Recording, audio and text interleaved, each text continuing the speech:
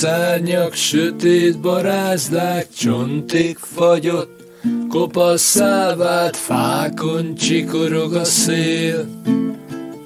Jön közeleg a tél, füst kavarog, ahol emberek élnek, kandalló meleg menedéket állít az éjjé vándor, ki messze van hazájától. Hosszú az út, nehéz a járás, a fák mögül halk sírdogálás kúszik az erdőn át. Eléri a köd bársonyát. Hiába hős, riadt a lélek, a legveszedelmesebb vadak is félnek, hát ha míg alusznak, elviszi valaki a holdat, és nem lesz többé nyugalmas álmuk, nem lesz több fényes éjszakájuk, eltűnnek nyomban, a legfeketébb vadonban.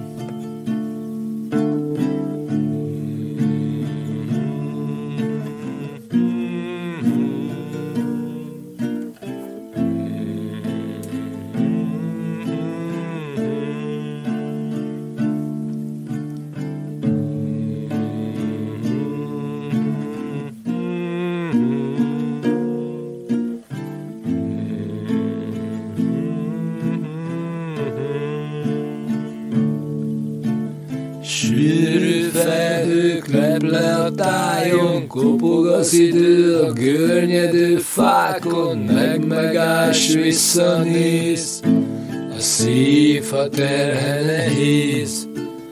Víztócsákat halkan kerülget a fájdalom, amíg puhán lüktet az erek mélyén a vér, s az éjszaka feléhez ér.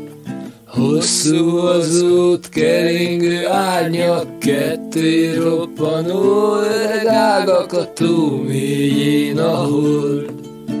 Ma hajnalban halatra bolt. Hiába már, hiába minden, a földön, az égen, a parton, a vízben ragyog az ő szeme már, ki a sötétségre vár.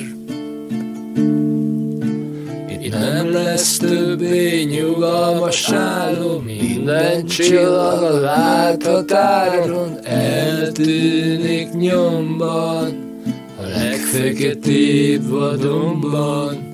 Itt nem lesz többé nyugalmas álom, minden csillag a láthatáron eltűnik nyomban, a legfeketébb vadonban.